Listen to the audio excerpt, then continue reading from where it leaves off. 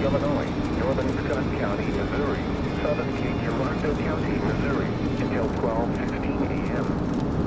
At 11:36 p.m., a severe thunderstorm was located over Dutchtown, or near Chaffee, moving east at 65 miles per hour.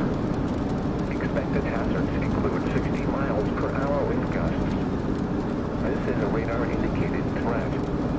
The following impacts are expected. Expect damage to roofs, siding, and trees. This severe thunderstorm will be near Scott City and Kelso around 11:40 p.m. Cape Girardeau around 11:45 p.m. Ware around 11:55 p.m. Other locations in the path of the severe thunderstorm include Jonesboro. This includes Interstate 55 between mile markers 82 and 103. Repeating, a severe thunderstorm warning has been issued until 12:15 a.m. Monday for the following counties in Missouri, Cape Girardeau and Scott, and the following counties in Illinois, Alexander and Union.